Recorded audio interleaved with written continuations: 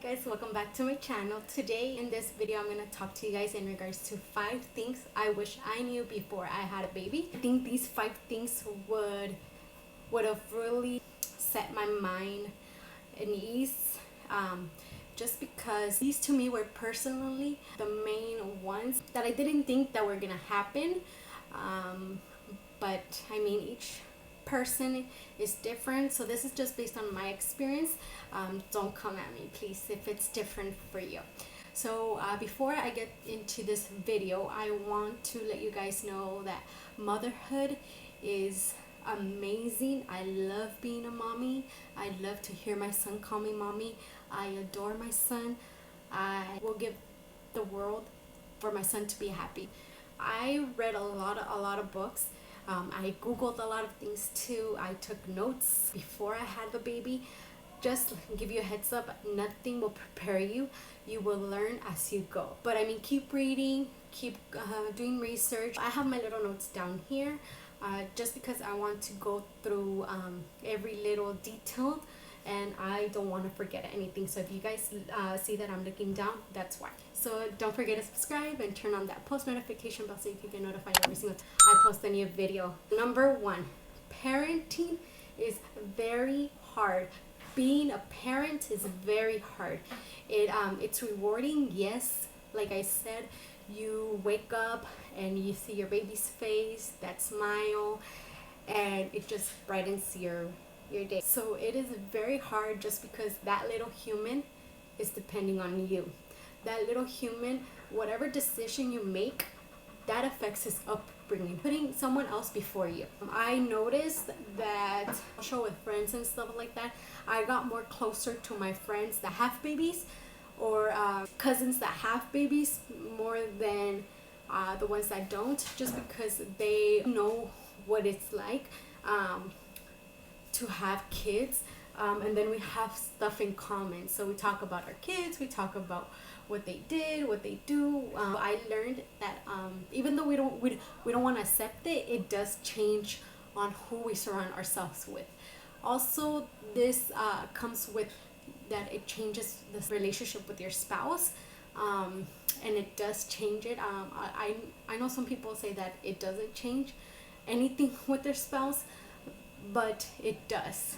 You don't get that time alone with your husband. You don't get that time when it was just you and him, to watch a movie, to go out on a date, to just run to the store really quick or something. It changes it because there's no more alone time. You miss it. I miss that alone time with my husband.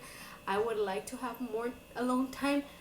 Sex is the same, but not really. Sometimes you're too tired, sometimes he's tired, sometimes you feel rushed because your child is in the other room sleeping and you don't want them to wake up. You don't feel comfortable with your body, especially if you had a C-section like I did. The first week or so, I didn't feel like I was pretty, I was attractive, just because my birth plan didn't go as I wanted to. But my husband was really good about reminding me that I was pretty, that I gave birth, that I gave life. My husband and I didn't have a date alone up until 8 months. Really hard. I didn't want to leave the baby, but it was much needed for both of us. Keep our relationship going, because it does drain you. Like I said, it's amazing having a child. And with that being said, that parenting is very hard. Don't be so hard on yourself. Try your best. Your kids don't need a perfect parent. Your kids just need love, cuddles. I know my son, when I grab my phone or I'm doing chores, he just comes up to me and wants the attention. He just wants me to kiss him, hug him, cuddle with him. He wants me to go sit down next to him. Second one is accept help from others. This was really hard for me because I don't like to ask for help.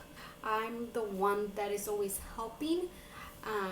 So it was really hard for me to ask my spouse, ask my mom, ask my mother-in-law for help.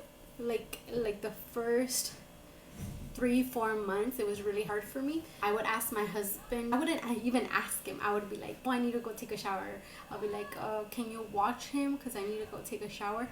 And I felt bad asking him. I felt like if I was bothering him.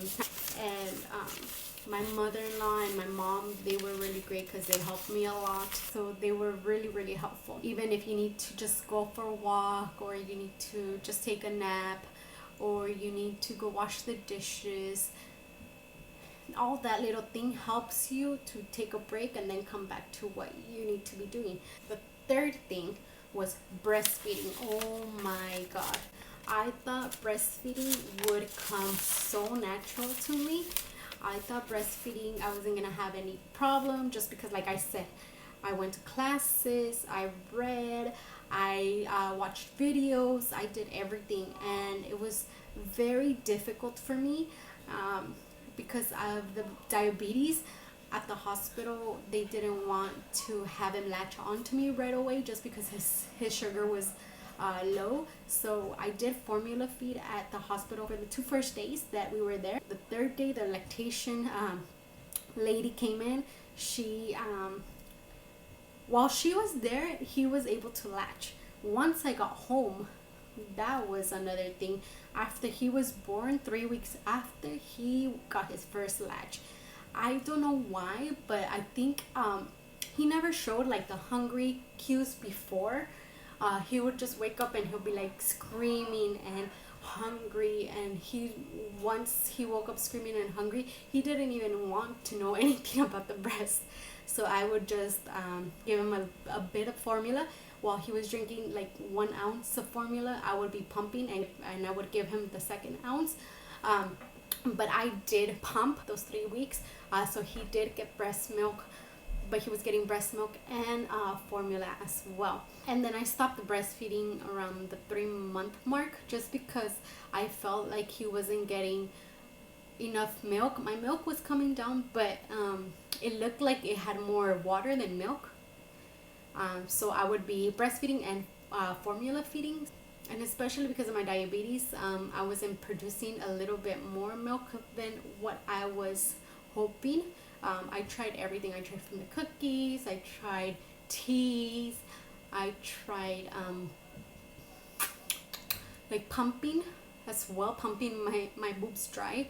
But I would get full, but it would just be more water than milk. Breastfeeding is the hardest thing that I have ever done. And if you talk to other moms, I think breastfeeding will be in those categories of what they would have liked to know before having a baby. 4, your priorities change. The moment I saw my son, the moment I locked eyes with him, my priorities, like, I didn't think about myself anymore.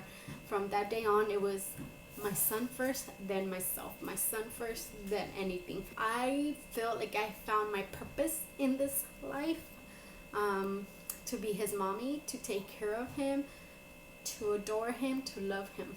So like your priorities as well change. Like when you go to the store, if you want to buy a bag like a Louis Vuitton or a Coach or a Gucci, you as a mom, you think twice before buying that. It's either you buy that or you buy clothes for your kids. I prefer to buy clothes for my kid, buy snacks for my kid, buy him what he needs.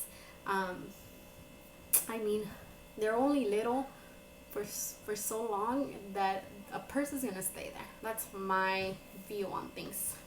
And 5th and final thing, it's okay to be emotional. I was so emotional, super emotional.